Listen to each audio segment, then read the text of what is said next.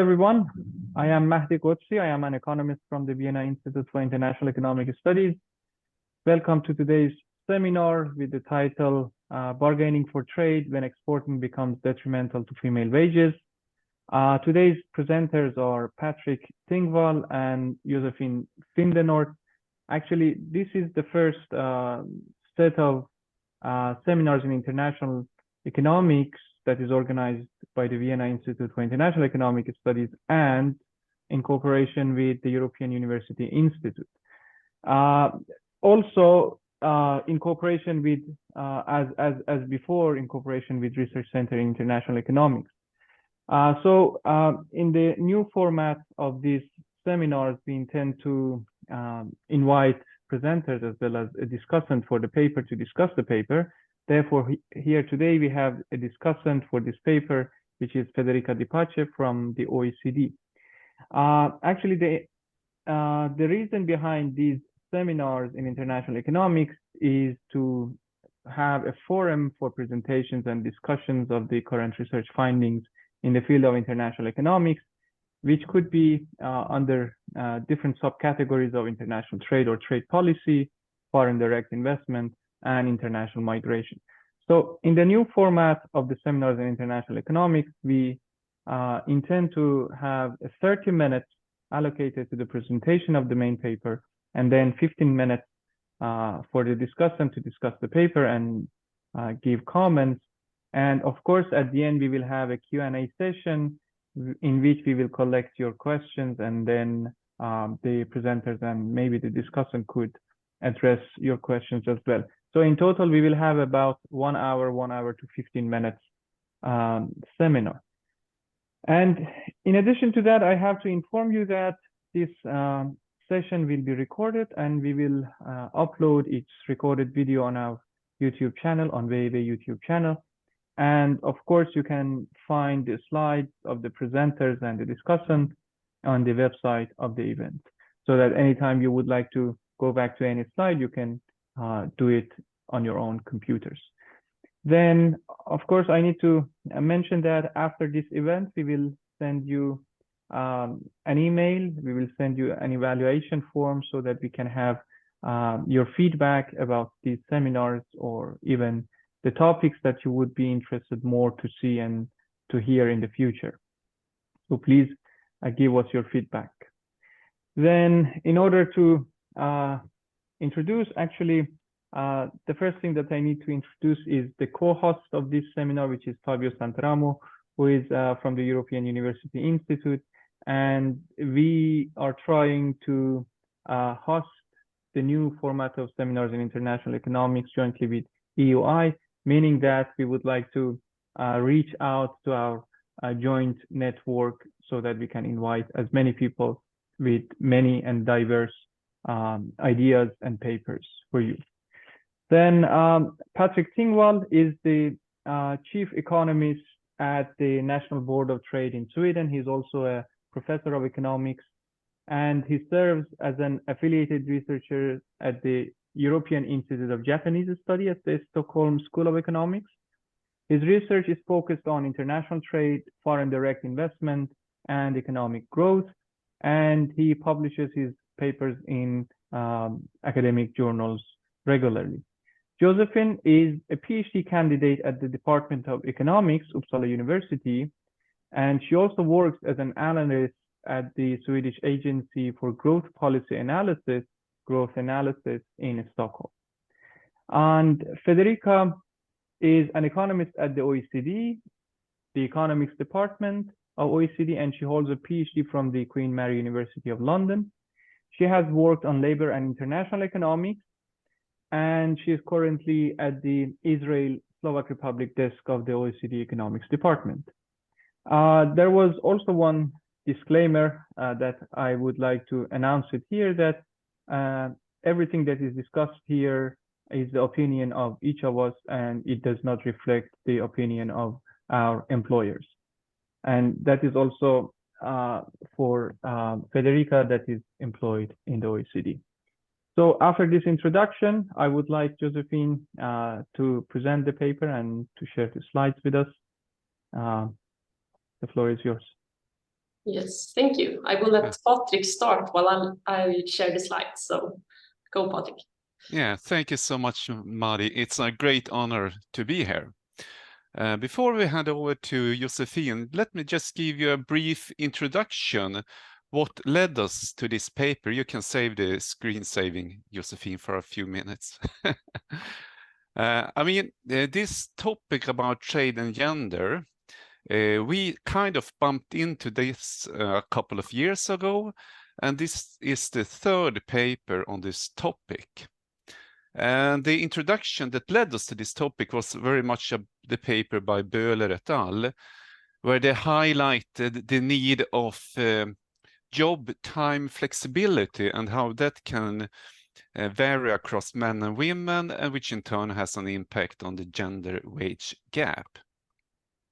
And then we start thinking, hey, it might be more to this than just this time flexibility. There might be something has to do with whom you are trading. Are you trading with a country with low or high gender inequality and the degree of dependence and so on?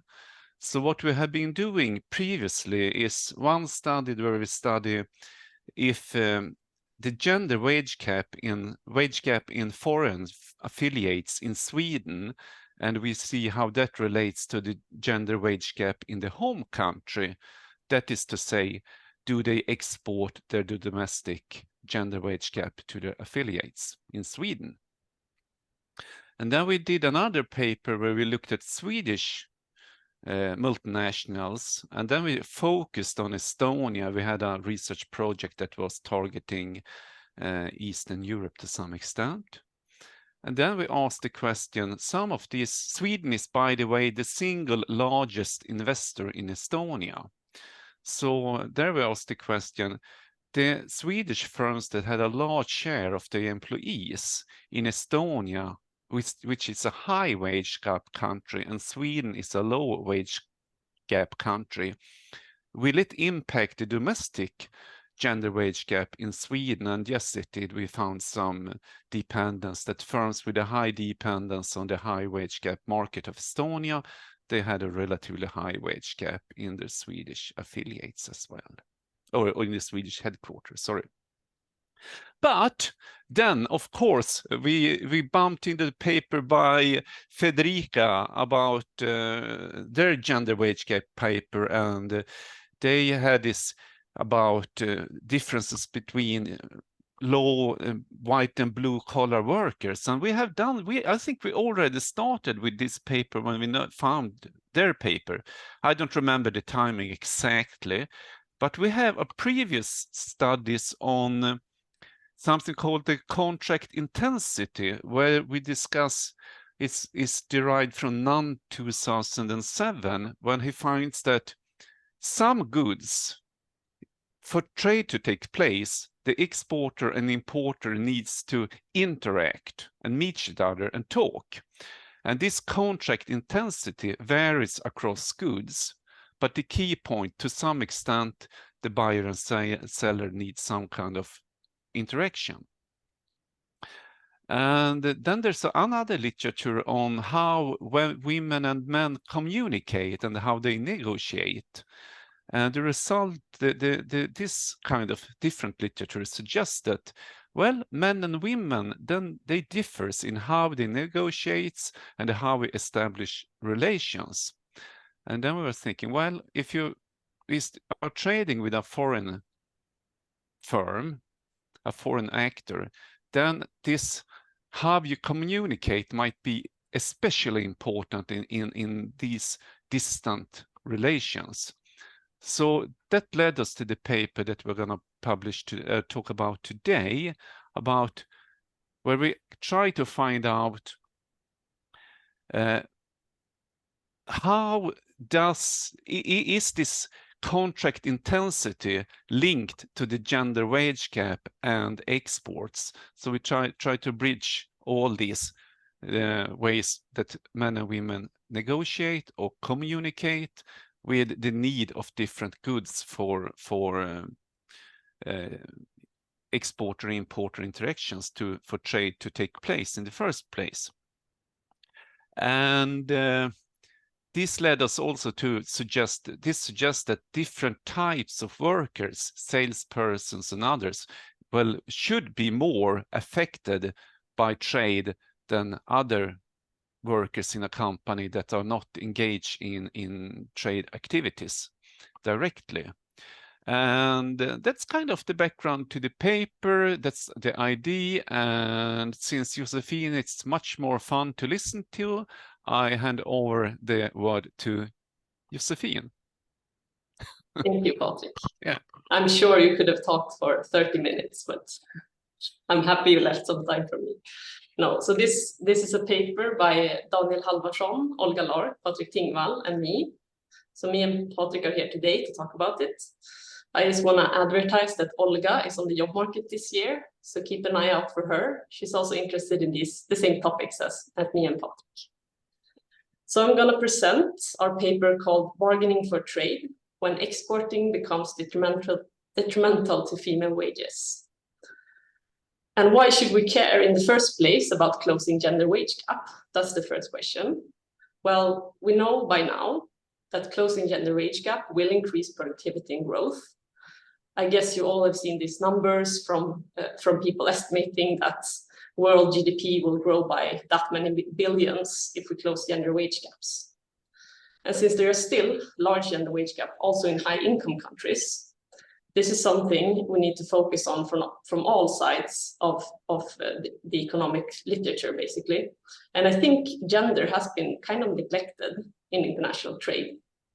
Until recently, with the papers, Patrik mentioned them.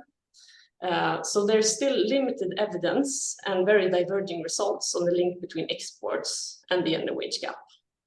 So we have this Böhler et al. Paper, where they show that there's a wage penalty for college-educated female workers in Norwegian exporting firms. And they look at firms who become exporting, so they basically have an export dummy. That's important to keep in mind. If we compare that paper to the one by Bonfiglioli and Federica De Pace, who's here today, they show that there's a wage premium for white-collar female workers in exporting firms in Germany. So a first look at this paper shows us that, okay, there may be something going on here, maybe different countries and different outcomes. So this led us to look at Sweden, and the amazing Swedish data we have will enable us to dig into this question also for Swedish firms and Swedish workers. And if we think about exporters and exporting firms, we know that they are more productive, more profitable, and they can afford more advanced technologies. But we also know that they are different. So they are heterogeneous among many different dimensions. And one dimension, which is the one we will focus on today, is that they trade different goods. So the goods they trade can either be differentiated or homogeneous. They can have a market or a reference price, or it can be a good that you need to negotiate the price for. And we will argue in this study that this will matter for the gender wage gap. So if you trade more differentiated goods, you need to interact more with the buyer. So if you want to sell something, you need more interaction. And these firms we will refer to as contract-intensive firms. And then we ask ourselves, could firm contract intensity matter for the gender wage gap? So first of all, we want to give some examples of what is a high contract intensive firm and what is a low contract intensive firm. So for example, if you manufacture computers and you sell them, they are very differentiated. You can price them differently depending on the microchips you put in, the graphics, what type of performance standard they have, and so on. So that's an example of a differentiated good. Then we have malt production. Malt has a reference price on the world market. So if you produce it, you will sell it to approximately the same price as everybody else.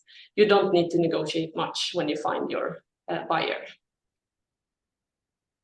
So this then, to have a high contract intensive firm, you will interact more with your buyers abroad. So the number of tasks that are associated with sales abroad and negotiations, as we will see, will increase. And this will or may affect men and women differently. So we will investigate if differences in the gender wage gap in exporting firms actually depends on this degree of contract intensity. So basically which types of goods you sell and you produce and sell. And why do we think this matters? Then there are basically, to make it easy, two strands of the literature we can turn to. First, we have this strand of literature that speaks about the female comparative advantage in interpersonal skills and relations. So basically, females would be better compared to a man performing white-collar tasks and to work in white-collar occupations. And on the other hand, we have this literature that speaks of a male comparative advantage in negotiations. So here, it will likely be a trade-off between these more softer female comparative advantage in interpersonal skills and building relations, and these harder male bargaining and negotiation skills. So this is what we set out to investigate. Yes, so we investigate how contract intensity of exported goods is related to the gender wage gap. And if we look at the method we use, we argue that we have a tight identification strategy with match, and that is worker firm fixed effects, and also firm year fixed effects. And this is aimed to take care of assortative matching and unobserved firm heterogeneity. And Patrik already mentioned this NAN index, this contract intensity index, and that is what we use to proxy the need of interaction. So more contract intensity, more interaction. And we will also, since we know from the literature and also the paper that Patrik, Olga, and Daniel, they have it on Swedish firms, we know that foreign ownership may influence the gender wage gap. So we separate this effect by basically excluding the foreign-owned firms from our baseline sample. And a preview of the results. We find that the export of goods that are intense in interpersonal contacts widens the gender wage gap. And presumably this is due to a male comparative advantage in bargaining. So we basically find kind of the opposite to Federica's paper, which is super interesting, and I hope we will discuss it later as well. And how do we relate to the literature? We have this small but growing literature on exports and the gender wage gap. So that's the main literature we want to contribute to. We also relate to this literature on the importance of contacts, business travels, in-person meetings. If you sell something where you need to negotiate, you can think about maybe you need to travel there to agree on a price, maybe you need to get to know the person more, and so on. Then there's this huge literature on export wage premium, which we also touch upon. And finally, then this literature on the effects of the FDI on gender-specific labor market outcomes. It's also a small but growing literature. And we contribute then with the focus on the exported goods, so this contract intensity. And we also isolate the effect of export in domestically owned firms by simply excluding the FDI effects. Our empirical strategy can be summarized as this. So we have this wage equation where we have log wage on one side. Then our main focus is on this first three-way interaction of female, export intensity, and the contract intensity index. So that's the main thing we will focus on today. In our baseline specification, we include match fixed effects, which is, as I said, employer-employee fixed effects. And then we have firm year fixed effects to exclude shocks that occur to the firm, like trade shocks or productivity shocks or anything else that could influence the outcomes in a firm in a given year. And since we got some questions about what about occupation? Could people switch occupation within the firm?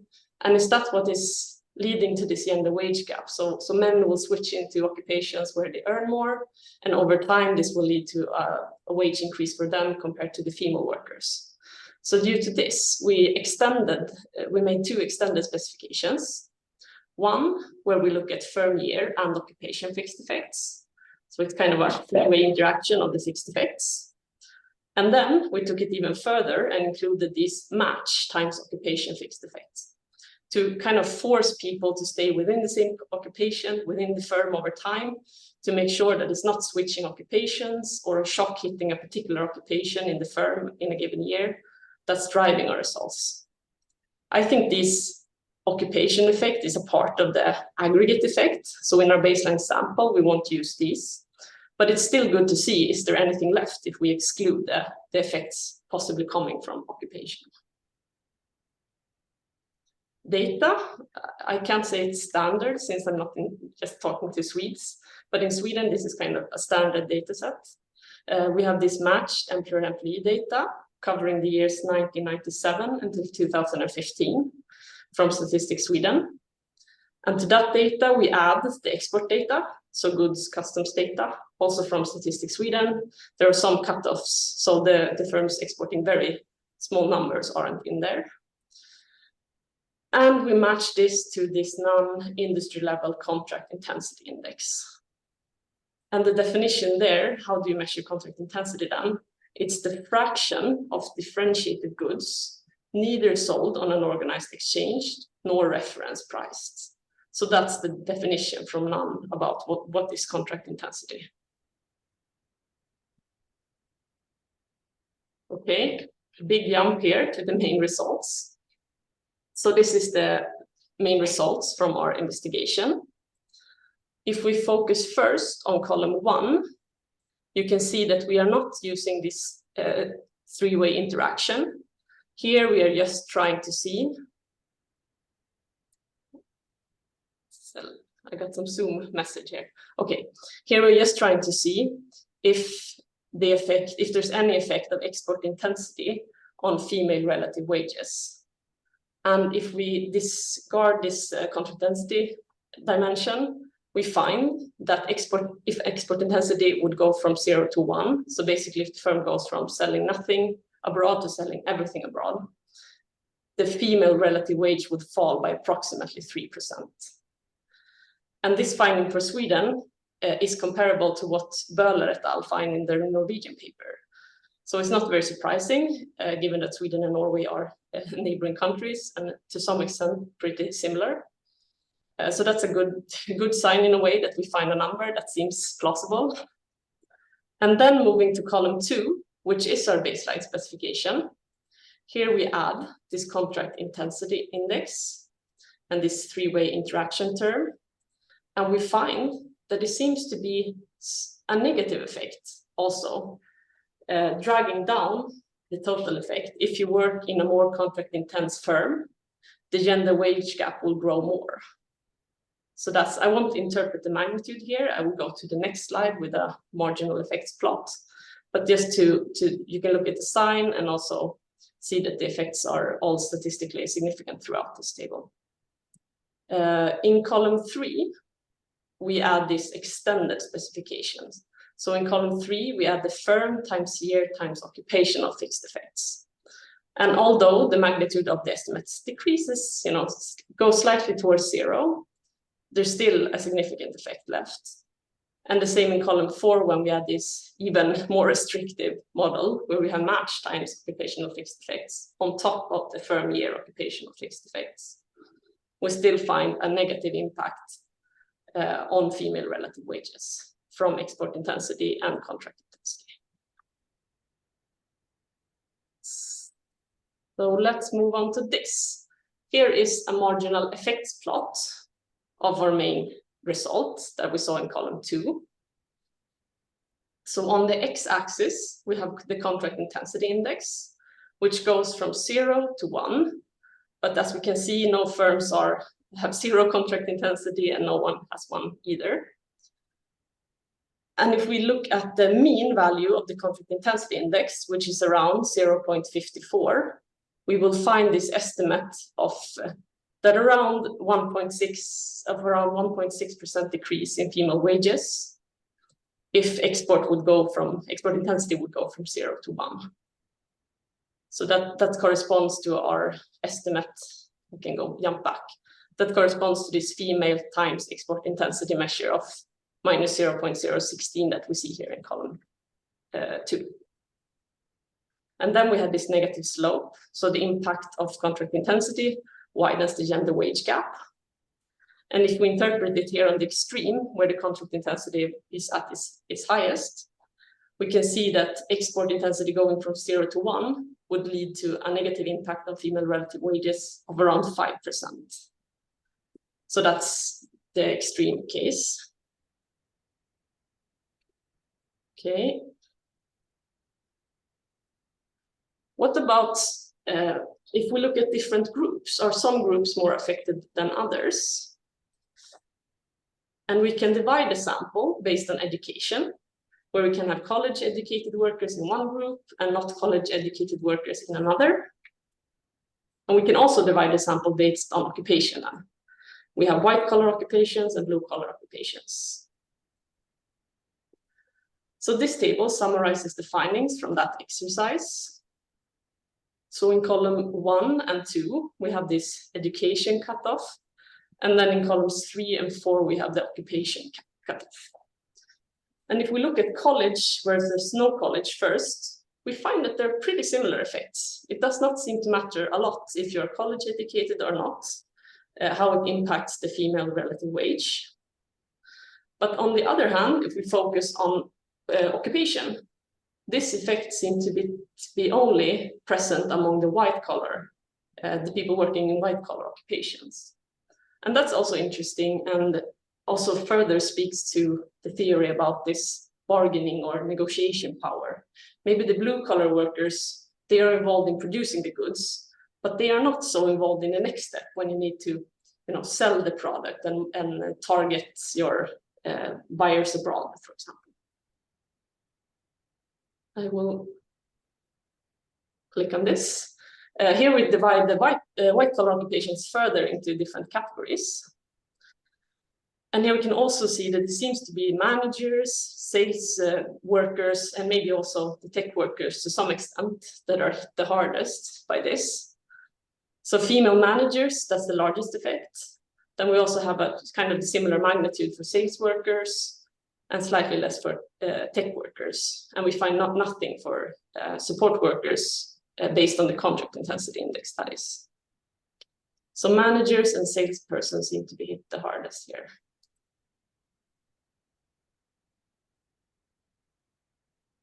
We also run a bunch of robustness checks, which you will see in the paper. So our main finding is robust to the exclusion of small firms, workers with short tenure, because that could be an issue. Say females enter the firm and then they leave, then they will never come up in the same wage as men who stay. So we exclude workers with short tenure. Then we focus only on manufacturing firms. So we exclude the non-manufacturing firms, because in the literature, most papers are on pure manufacturing firms. So that's also a check to see if we are in line with what the literature has found before. And we also include foreign-owned firms in an exercise. And we find that they do not affect the results. But if we only focus on the foreign-owned firms, we find nothing. So this seems to be something that's particular to the domestically owned Swedish firms selling abroad. There's where we find this contracting problem or this thing that leads to the gender wage gap, increasing gender wage gap. Our findings are robust to alternative measures of contract intensity. So we try to construct something that's similar to the non-contract intensity index, but we base it on the actual goods you export, not just your industry affiliation. And different versions of that. And we also try different industry affiliation, and we find pretty much the same results across these alternative measures. And finally, we want to know, could this contract intensity thing overlap with the theory about women lacking temporal flexibility? So to check this, here in this table, we have our baseline sample in column 1. And then in column 2, we remove workers with kids aged 0 to 6. We say that, okay, if you have a small child, maybe you are more time constrained. So we remove those workers, and we still find a negative and statistically significant effect here on female relative wages. In column 3, we focus on workers who are above the age of 44, for the same reason as we excluded people with young children in column 2, to see are these workers aren't likely to be time constrained, at least not from young kids. And here we also find this effect pretty similar across the different cutoffs as well. And as a final test for this temporal flexibility, we construct the business hours overlap index that they use in the Böhler et al. Paper. And we use that interaction in our model for high contract intense firms in column 4, and then for low contract intense firms in column 5, to see if there will be a difference between them. So if contract intensity and this overlap in business hours would kind of correlate, then we would find an effect for the high CI firms, but not for the low CI firms. But we basically find nothing from this measure in our paper, on our data. So based on this, we argue that it cannot be, at least not only temporal flexibility explaining this result with an increasing gender wage gap in firms exporting contract intense goods. And here comes a messy table, I almost said. This is about rent sharing and bargaining ratios. So the argument is, if we only find a gender wage gap in contract intense firms, this must mean that they are the ones who have rents, first of all, have rents to share with their workers, and also that these rents are shared differently between men and women. So that's what this exercise is about. And if we focus on the highlighted numbers here, we can see that it is indeed the case that high contract intensive firms here in panel A share rents with their workers, both with their male workers and female workers. But if we look at the bargaining ratio, we can see that they share more rents with men. If this would be 1, they would share them perfectly equally between men and women. If it's below 1, they share more rents with men. So this is further strengthening our argument about bargaining power, about the fact that maybe only the contract intense firms have something to negotiate over, also when it comes to wage. Because in panel B, where we have the low contract intense firms, we find no effect. So they seem to have no rents to share with their workers. And we can't say, since they have nothing to share, we can say if they share it equally or unequally between men and women. So that's the whole point with this table, to show that contract intense firms have rents to share and they share them unequally. Okay, I think it's time to wrap up. So the export of goods that are intense in interpersonal contacts widens the gender wage gap. That's our main finding in this paper. The results appear to be driven by white-collar workers. So we find nothing for blue-collar workers, and if we focus on these white-collar workers, then we find that the managers and sales personnel, they seem to be mostly affected by this. And our result is most pronounced for domestic exporting firms that are trading with external foreign partners. And this we explain with the fact that the contracting problem becomes more intense if you trade outside of your own firm. You do not trade with your affiliates abroad, you trade with someone totally unknown to begin with. Then you need to negotiate more, you need to bargain over the things that's supposed to be in your contract, and hence the contracting issue is worse there. And our main results are robust across different specifications, as we have seen. And the male comparative advantage in bargaining, we argue, is a plausible explanation for a larger gender wage gap in these contract-intensive firms, simply because they require more buyer-seller interaction. So that's it. Thank you very much, Josefin, for this interesting presentation. I learned a lot because actually it's not my field of studies, but I learned new things. So first, let's go to Federica, and then we will discuss further. All right, I'm going to share my screen. Tell me if you are able to see it.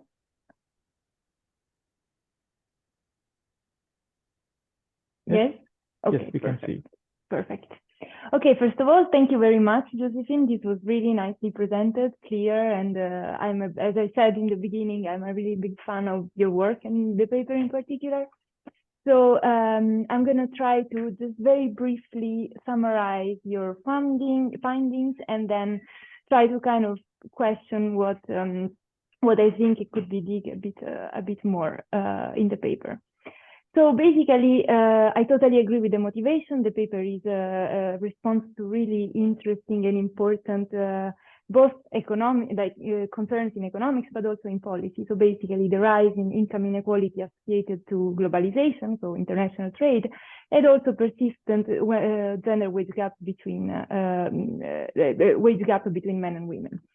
And interestingly, you link the two phenomena and you try to understand whether really international trade has led to an increase or decrease of the gender wage gap, has affected it in any way. So the literature, as we all agree, is scant, is new, and the very new one only looks, very recently only looks at the match within the match effects, so firm and employer dynamics. And I won't go over them, but yes, the pioneer paper in the literature is Boller, and they look at the flexibility, that they say that this is linked to the flexibility of working hours. And another one probably that we started thinking about at the same time and the same research question was the one by Alessandra Bonfiglioli and myself, where we actually look at the task content of each occupation, and we see how international trade interacts with these different requests of tasks that the firm is, that the employer is going to have to perform as the firm exports more. Well, this paper finds yet another interesting light to this topic, and looks at another mechanism, and actually a very plausible one, which is the comparative advantage of male workers in bargaining, which is a skill that is very much and plausibly required by a firm as it exports more, as it goes in international markets. So then what do the authors do? Well, you use a very rich matched employee data for Sweden, data set for Sweden, and you associate it with very rich data on international trade at firm level and actually the product level, and indices of contract intensity of these, and you classify across industries the contract intensity of these industries. So you estimate worker firm wage equation, and identification, if I am correct, comes out of the variation at the exports at the firm time level and in wage of each worker matched with the firm. And again, industries are classified according to this contract intensity index, which is very well known by NAN, which, and then we can discuss it here, but if I understand correctly, basically uses, looks at products that use more inputs that are not sold on an organized exchange and require more bargaining to complete a deal. So basically that's how then, if I understand correctly, you aggregate and then define industries according to this index. And the proposed explanation is very interesting, and it's about, yet once again, that male workers have this comparative advantage in bargaining, which is something that in the literature I think everyone agrees on, and especially this is going to be rewarded by the firm when it's serving foreign markets. The results are quite striking. Basically, as the firm increases export intensity, the gender wage gap increases, and it does more so for those workers that work in these contract-intensive, high contract-intensity industries. Interestingly, I found this very interesting that the effect is really respective of the education level of the workers, concentrated among white-collar workers, which really puts light on your channel, and especially among managers, which we can think that they are the ones that bargain more. So I totally am with you on that. And but also on tech workers, and that I was a little bit puzzled. I was like, why would tech workers also be affected by the same? But and the way you address the tunnel is also very, very interesting. And basically, the point is, like, I was also trying to think, even when I was like working on my paper, I was like, there is something that it's really about the exports, because when we look at the effect of domestic sales, there is no really, there is nothing that's going on there. So it's not just about selling something, it's really about selling something abroad that it's important. And the other interesting thing that you point out, which I really liked as well, is this distinction between serving foreign markets and also having these interactions with foreign partners, basically. And you see that it's really, there is something there that it's going on, and it's about selling, it's about export, selling on foreign markets, that it's very interesting there. So what is this difference? What is exports doing to the firm? So according to the channel you highlight, if I understand correctly, basically exporting, especially for goods that involve more buyer-seller interactions, requires more male skills. So basically, men have this comparative advantage in bargaining. The firm needs this, and so values more their current workers that are better at doing this. And so that's the first channel. The second channel is even reinforced, because then you also show us that there is actually, where there are rents to share, the male workers are better at eating a bigger share of this rent. And that's what you show when you show us this rent sharing mechanism as well. So it's a double advantage that men have, like they are better at selling and like bargaining on foreign markets, but they're also better at extracting more rent from the employer itself. So it's this double challenge that it's very, very interesting. And I think something is really going on there. Then I was also wondering, just to be a little bit the advocate of the devil, I was like, and also this was funny because I bumped into your other paper, a subset of co-authors, I think it was you, Josefin, and Olga, if I understand correctly, both of you have this very nice paper that I really like. It's about this country of destination effect. And so I was thinking, okay, let's try and abstract a little bit here. So we are comparing industries, basically, based on this contract intensity variable that you have.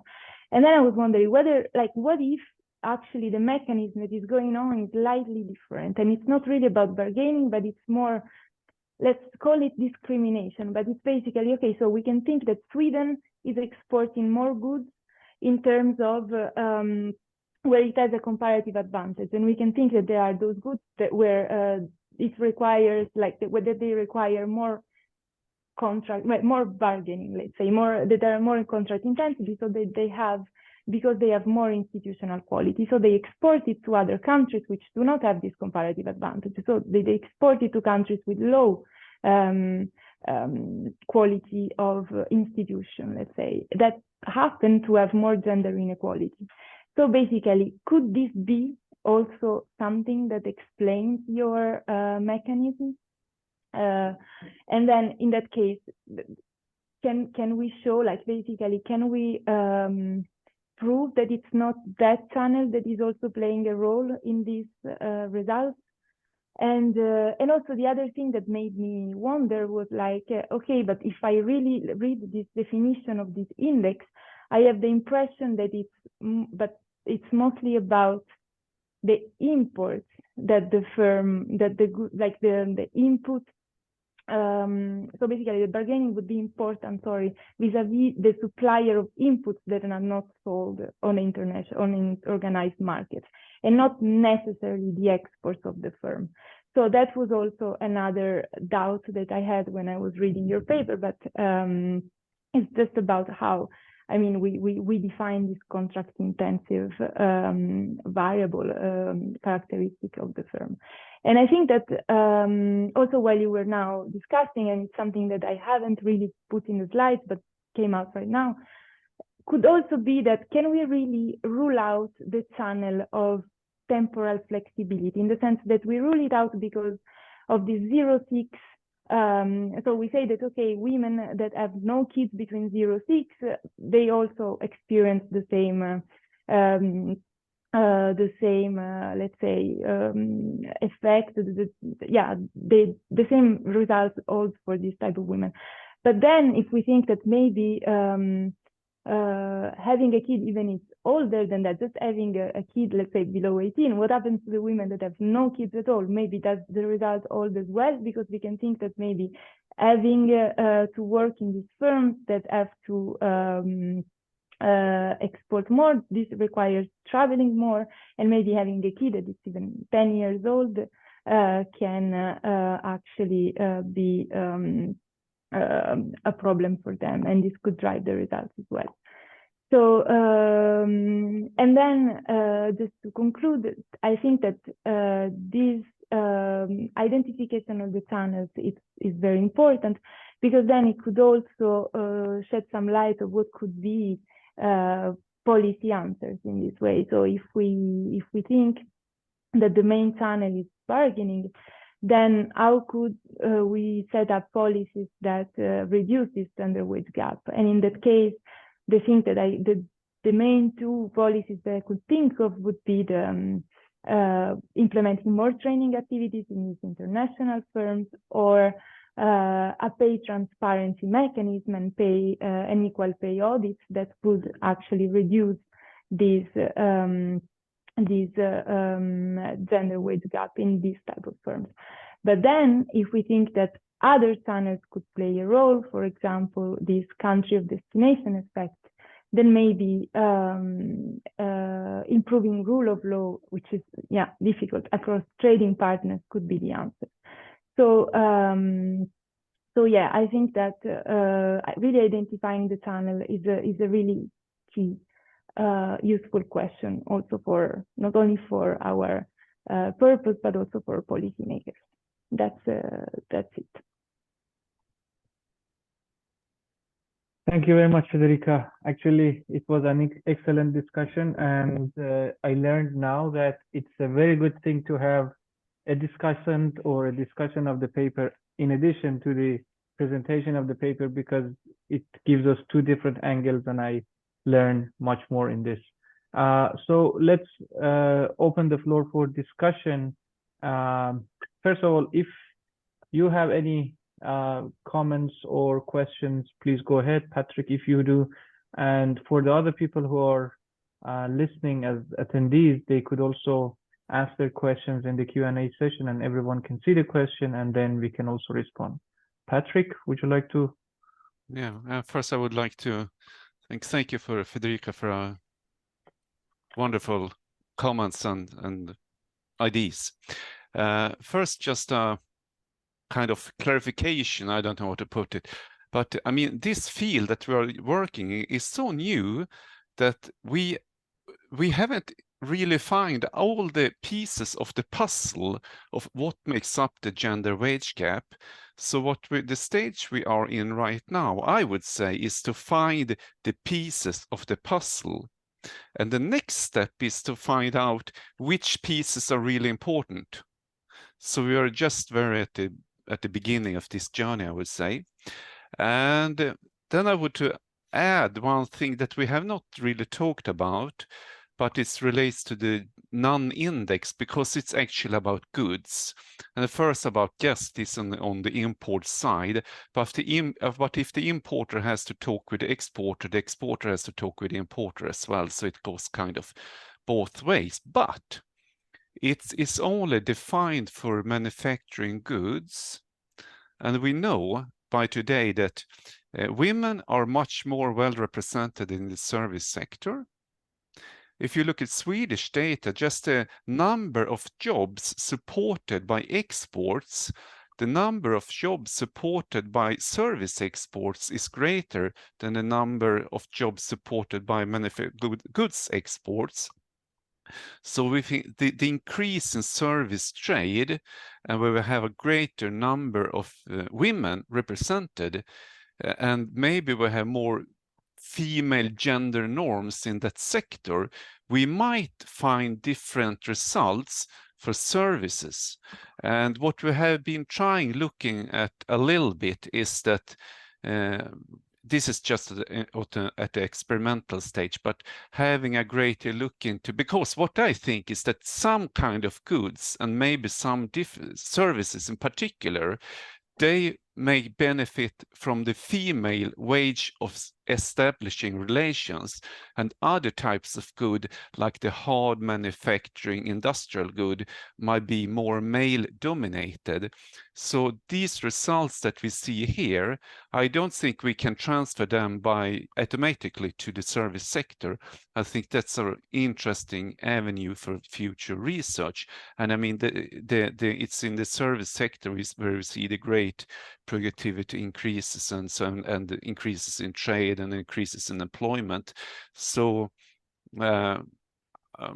I think the last word has not been said about this yet. And I had some. Can we rule out temporary flexibility? I pass that over to Josefin. But the other thing that we might have to consider a little bit as well, for where we find, not that strong results always, is that Sweden is a very gender equal country. We're about one of the most gender equal countries in the world, and finding results here is quite difficult, I would guess, compared to some other countries with higher gender wage gap. So just to put it in an international comparison. Josefin, do you have something to add?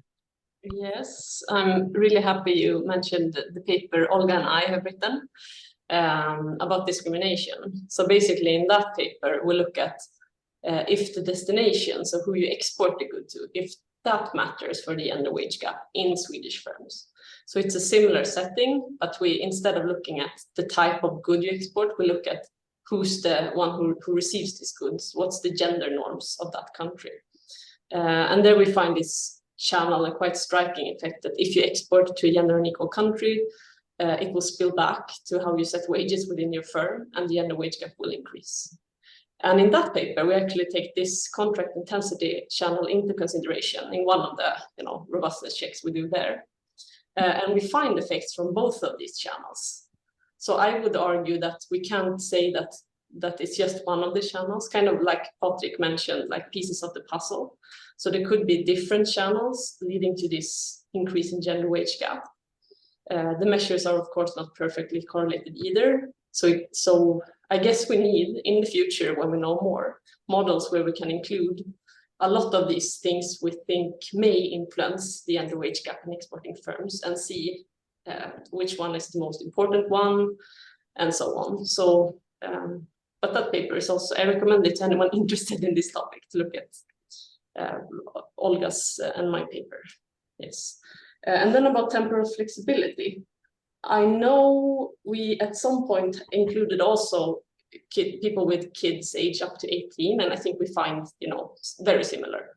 Yes, but maybe it's good to add that to this table as well, just to make it more complete. I don't know. I mean, we are quite surprised we didn't find anything when using this Böhler index, like log business hours overlap, since our main result was very similar to their finding for Norway. We thought, of course, this will matter for Sweden as well. But we didn't find anything for it. So I don't know if we should do any additional robustness checks on this, in addition to what we have done. I know me and Olga, we tried out some time zone fixed effects in our other paper, but they didn't remove the effect either of exporting. If you export something far away, maybe that increases the gender wage gap due to this flexibility thing. But it does not seem to be the case, at least not for the Swedish firms that we look at. Yes. Thank you very much, Josefin. Actually, one of the attendees asked a question and another one raised a hand. So I think it's better to go first to Kuako, who raised his hand, and then we can hear his comment, and maybe we can also see him. Okay, thank you. Can you all hear me? Yes, we can hear you well. My name is Sylvanus Kwakua. First of all, I'm a Jean Monnet Fellow at the European University Institute. And I want to thank you. I think this is a very good paper, and it's very policy relevant. And I think you've also, your econometrics is very up to standard. Yeah, I have two questions, and yeah, I would want to quickly just delve into them. You know, I think the discussant also talked a little bit about this. You know, what you are doing looks like you're trying to look at the traditional Stopper-Samuelson's theorem that talks about when you are exporting, the factor content of the export of the product or the sector is very important. So if you are exporting a product that has a high skill intensity to a country that has maybe high skill or low skill intensity, there's going to be a kind of a differential effect. But you are looking at it from a different angle. So we are talking about the skill intensity of the product that is exported from let's say country I to country J. So I don't know whether you can also maybe explain some of your results from that. Yeah. And then secondly, you know, you are talking about wage gap, like the difference between wages, wages for male and female. But when you look at your empirical model, you specify the model without the individual fixed effects. You know, differences in wages could be due to a lot of factors that are unobserved to you, maybe the inherent ability of the individual. You have the firm fixed effects and you have a lot of fixed effects, but not the individual fixed effects. Those could account for differences in wages between men and women. So those are my questions. Thank you. Thank you, Kwaku. So let me also ask the question that is inserted in the Q&A. Could you tell us what are the main arguments why, in the case of Sweden, the export has had the effect of increasing the wage gap between the male and female genders? So if you respond to these questions, then we will go to further comments. Should I start, Josefin? You can start, Patrik. Okay. I just why exports? I mean, why would export increase the gender wage gap? That's a good question. I mean, here we focus on the need of negotiations between the buyer and the seller, and the idea is that it's to some extent relates to this literature on cultural distance. When you say when the cultural distance is great, transactions become more complicated, and then the cognitive skills makes more of a difference. Because if you talk to another Swede, it's much easier, making a long story short. So here we focus on that issue.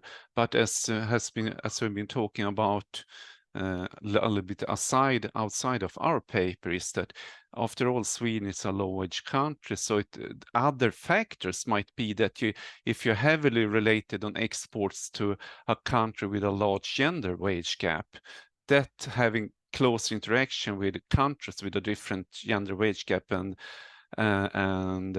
gender standards may impact the sales, because we have to discuss a lot with these guys, and we kind of adapt to their standards in different ways.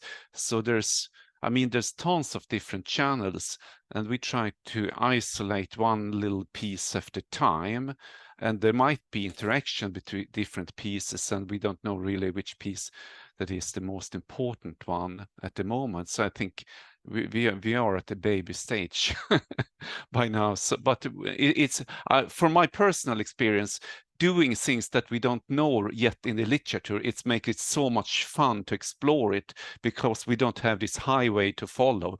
We can do whatever we want. So it's really super interesting.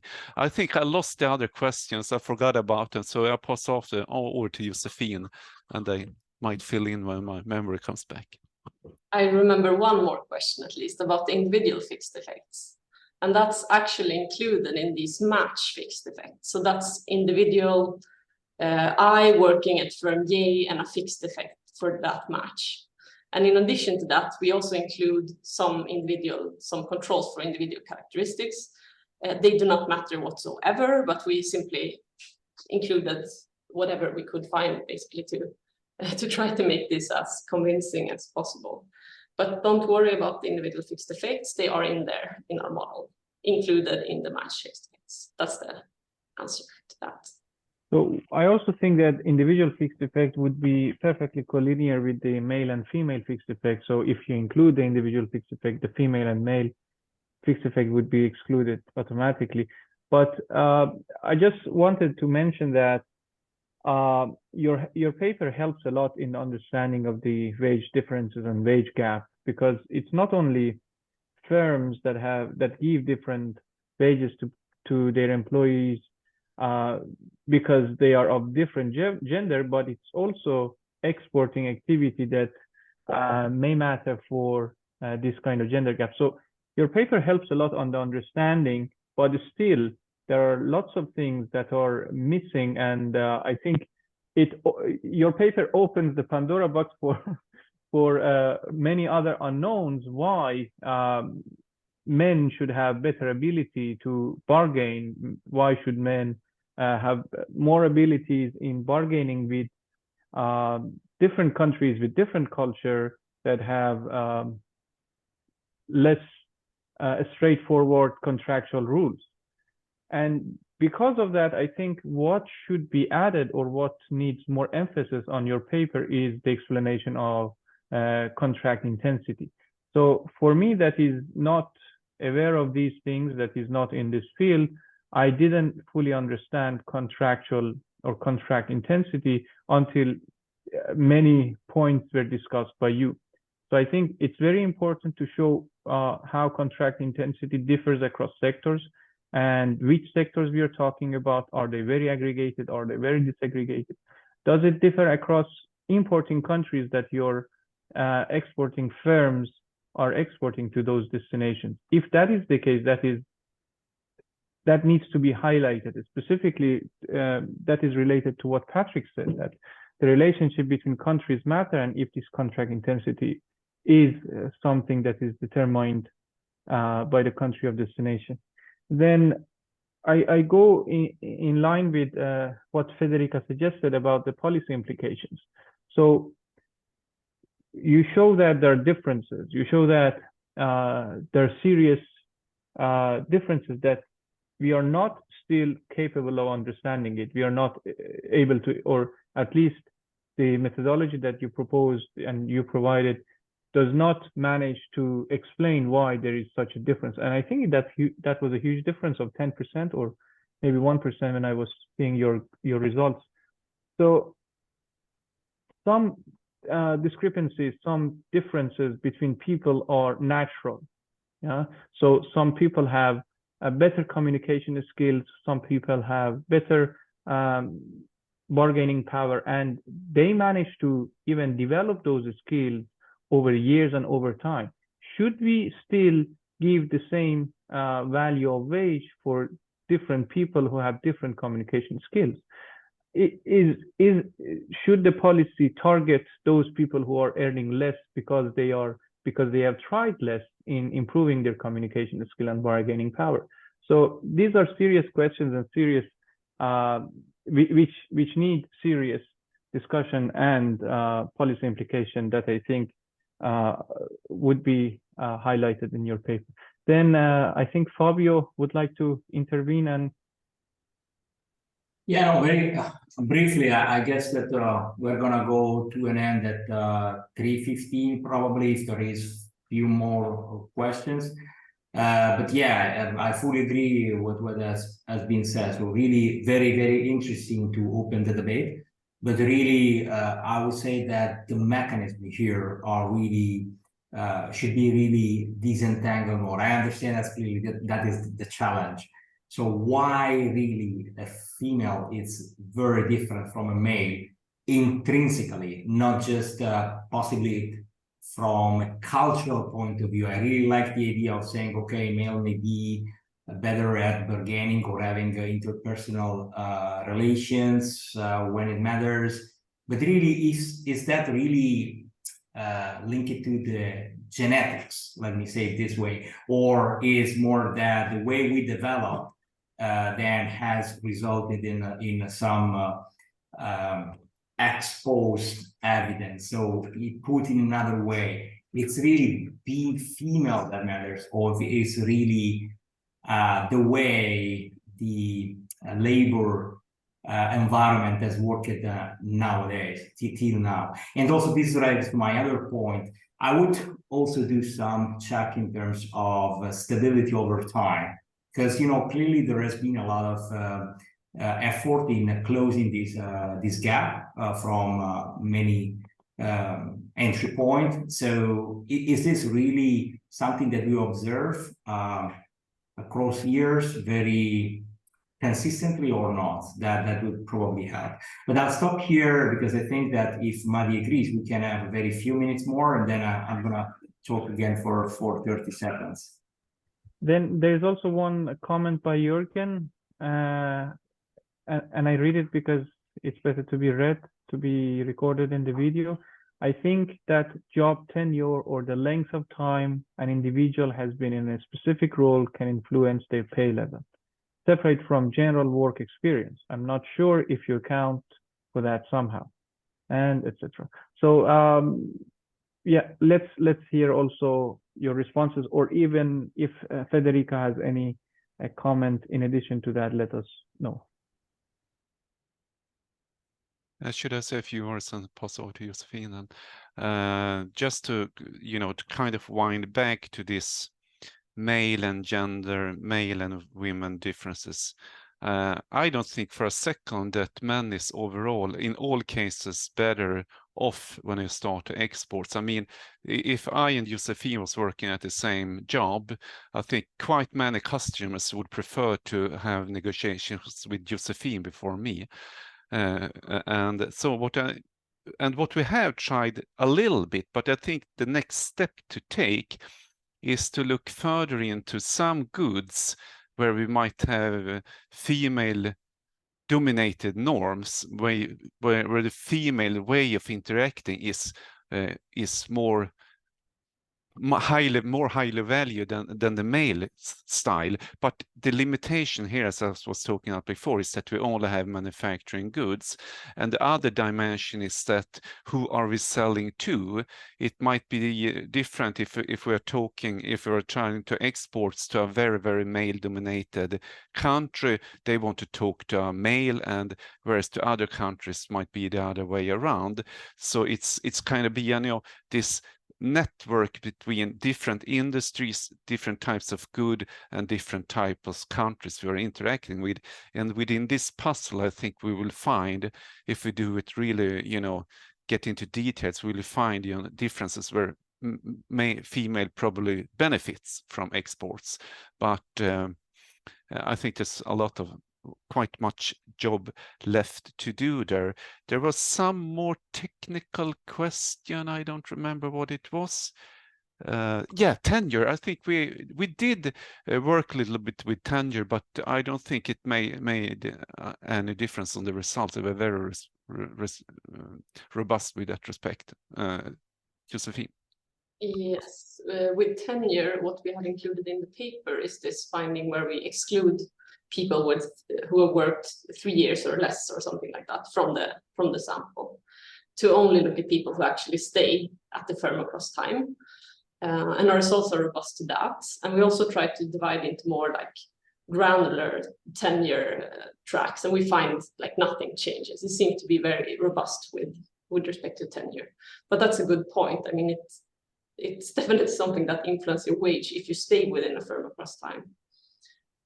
So that's a good point. Then I remember now that I didn't respond to Federica's point about the non-index being constructed from imports. And that's true. So it's constructed at the industry level based on your imported inputs. But your inputs should say something about the products you produce and sell to some extent.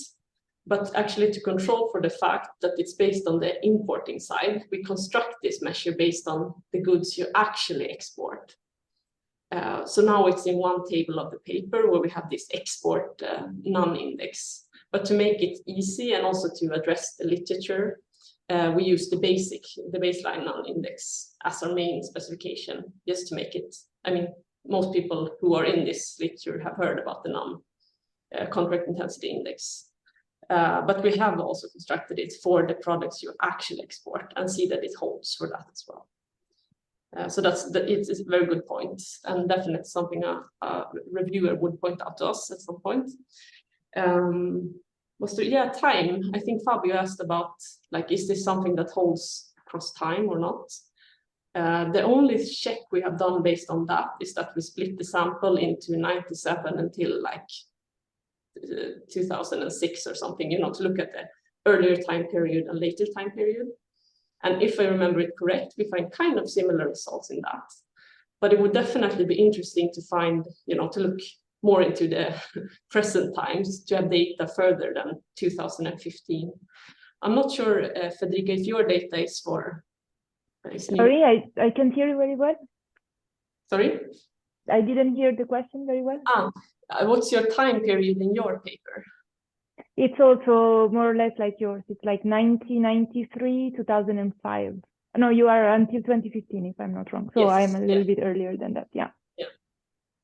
No, so that's, but it would be interesting to see if it evolves over time and if it's hopefully, you know, shrinks also the export induced gender wage gap. And sorry, on just because I was thinking, and I just want to make this question out loud. Do you also have you tried splitting between, differentiating between intensive and extensive margin of export, like just looking at firms that, like the dummy export? Or yes, we had some specification with the dummy, and if I remember it correctly, it was kind of similar to this intensity. If you imagine the intensity goes from 0 to 1, so we had a negative gender or an increase in gender wage gap also in. If you look at the extensive margin. But we decided to go with the intensive margin. We argued that it's more interesting to look at exporting firms. I think maybe you agree, you look at it in your paper as well. Yes. Can I ask you, what do you think is the difference between what you find for Germany and Sweden? Like, why do we find opposite signs? That's a very good question, and something I was thinking about as well. And I was also... I mean, for us, we don't find the interesting thing is that we don't find anything in aggregate, which is different from yours, because you really find a negative effect on Sweden. So, well, a positive effect on gender wage gap, a negative effect on wages, relative wages. So, to be fair, this is something that we should look a bit better into, because, I mean, the two countries are, I mean, Sweden has a very low gender wage gap as well in general. It's a very equal country. So it was very puzzling for me to see that for Germany, we didn't find anything like that. And then that's why we decided to go really into more granular, into the granularity of the occupations. And then we found out that the effect was actually very different between white collars and blue collars. And for us, it was mostly like as if trade was actually rewarding the workers that were better at what they were doing. So like blue collar workers in manual jobs and white collar workers in interpersonal jobs. So it's a nice, and again, the puzzle idea I really like, because it's exactly what I had in mind as well. It's like we're kind of building up these small pieces of evidence and trying to rationalize everything together. And you can see that research at the early stage, and there is no unified answer. It depends on many things. It depends on the country, depends on institution, country of destination. I think it's a really, really important factor as well. So yeah, I think there is a long way to go to really understand and disentangle the issue. All right, I think it's not always is the case, but this is really the case where we probably may talk another couple of hours. I think that the debate is really interesting, but fortunately, we must go to an end. Of course, you're free to stay, but let me thank you very much, the speakers, Patrik, Josefin, very much for being our guest for this first seminar, and thanks Federica very much for being a great discussant. I want to just anticipate before Madi can make the maybe add something as a closing speech, that we are going to have our next webinar, if I'm not wrong, which I'm not going to be wrong, I mean, on October 10th, Luca Macedoni, Aarhus University, is going to present a very interesting paper on international spillovers of quality regulation. So please, put this data on your agenda if you think that it's valuable speaker and valuable topic. I think it's very, very interesting webinar. And then let me anticipate, we're going to have other 2 webinars already scheduled on November 14th and on December 5th. So we are already fully booked for this semester, and then next other things will come in January. But I'll stop here. Thank you again, all the speakers, the attendees, and the great discussion. So yeah, Madi, over to you. Thanks, everyone. It was a very good seminar. I really liked it. The discussion, the paper, everything was excellent. The questions from the audience. So I hope we will see each other again on another occasion with another paper, with another topic. I hope we will see each other again in the future physically, Federica and Josefin and Patrik, of course, Fabio as well. Have a good day. Yeah, and can I just say one thing to Federica? We are so sorry for not having this policy implication, but we are happily handing those over to the OECD to make the policy implications. I know, we didn't have them either, don't worry. But I had to. Yeah. Good point. Thanks a lot. Have a great day. Thank you.